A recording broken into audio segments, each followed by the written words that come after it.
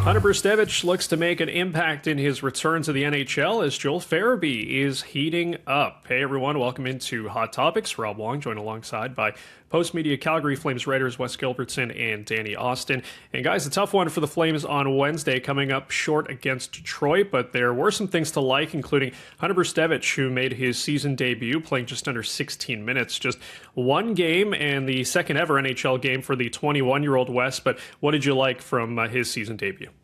Yeah, I thought Hunter Brzustewicz was really impressive in what was basically his first NHL game. I mean, he played in Game 82 a year ago, which is not insignificant, I suppose, taste of it. But you know, this is the opportunity for Hunter Brzustewicz, who just turned 21, to prove that he can be a full-time NHLer. And I thought Wednesday's performance against Detroit was a step in the right direction. When you're talking about a third pairing defenseman, it's not a bad thing that you don't notice him on every shift, but I thought he made some really good plays to seal the blue line. I thought he showed impressive poise with the puck a couple times, especially once, you know, Dylan Larkin's kind of sneaking up on him. He makes a really smart play to sneak away from him, did a really good job to walk the line and get away from Alex DeBrincat and fire a shot late in the game. And so lots of little things that you like. What's going to be interesting, I suppose, with Brzustewicz as he tries to follow the lead of Jan Kuznetsov and prove that, hey, I'm another Calgary Wranglers defenseman who you're going to need to make a spot for, is the stressing point with Brzustewicz is always pace. You got to do everything a little quicker. You got to do everything a little quicker. And because he's such a cerebral player, like we're talking about someone who had almost 80 assists in his last junior season, he processes the game really well. He sees it really well, but he has, up to this point in his career, been able to kind of dictate how the game is played. The puck's on his stick, and he's like to do things at a little bit more of a slow pace and just kind of be the guy who runs the show out there. And you can't necessarily do that in the NHL. And so the challenge for Brzustewicz, who has all sorts of ability, is just, you know, can he process it a little bit faster so that he can fit in at the NHL level? And I thought Wednesday was a really good start in that regard.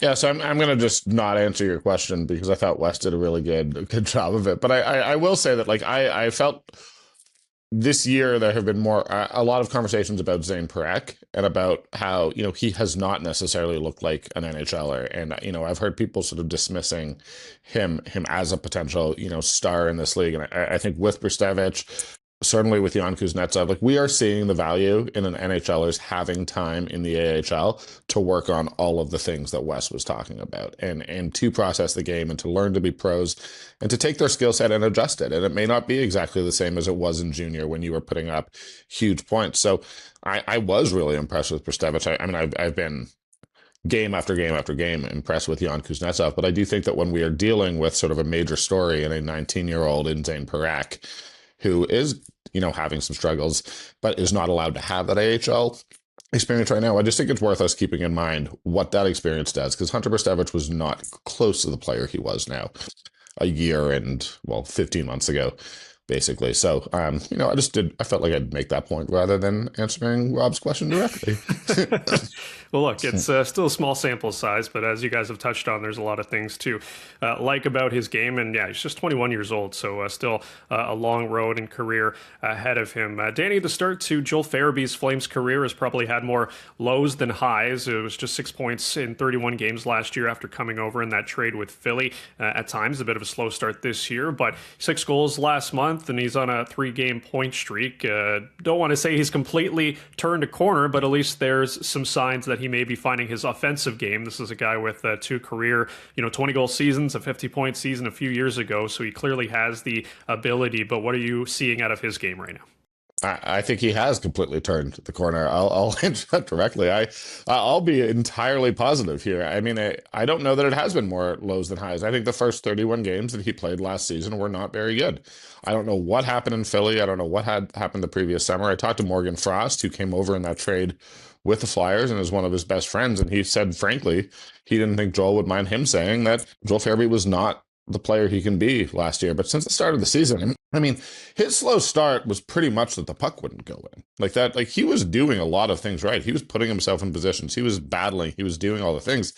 And, he talked about this dark cloud hanging over him. That was almost entirely to do with his finishing, and that has gotten better. I don't think that if the expectation is that Joel Farabee gets 80 points a season, that's just never going to be the player he is. But since he has been placed on a line with Nazem Kadri and Yegor Sharangovich, and there's been patience, well, across the lineup, Brian Huska deserves some credit. He was moving the lines around quite a bit and has sort of stuck with the same group night after night for coming up on a month, not quite a month, 3 weeks now.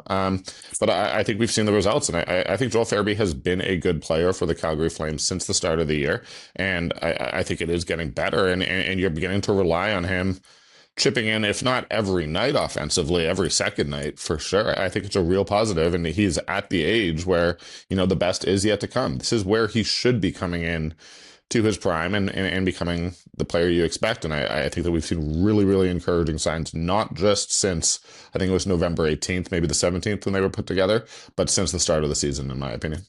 Am I supposed to talk about Farabee now, or do I pick? You just make it up. That's what I did. Just make a different guy. Is that how you do it? Yeah. I agree with what Danny said on Farabee. I think we are seeing the player now that the Flames thought they were getting in the trade. That.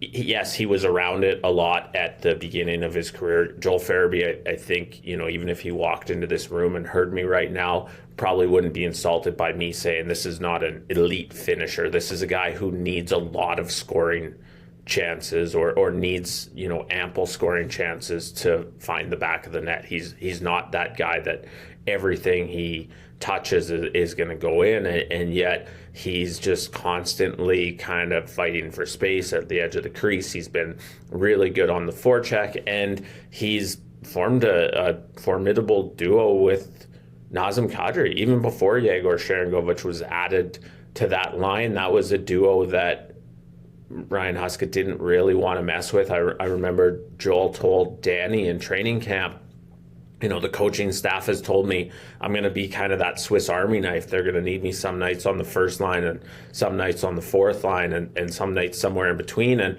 it's a credit to what he's done so far this season, and also a little bit of an indictment of the lack of elite wingers that they have on this team, that they haven't been able to move him out of that spot with Nazem Kadri. And the production has been there to the point that you're going to see him continue to get an opportunity to roll next to the Flames' best forward. Well, despite the puck not going in early on the season, as Danny pointed out, it has been going in recently, and he's on pace for another 20-plus goal season, so we'll see if he can get there. As always, leave your thoughts in the comments section below. For Danny Austin, Wes Gilbertson, I'm Rob Wong. Thanks for watching, and we'll talk to you next time.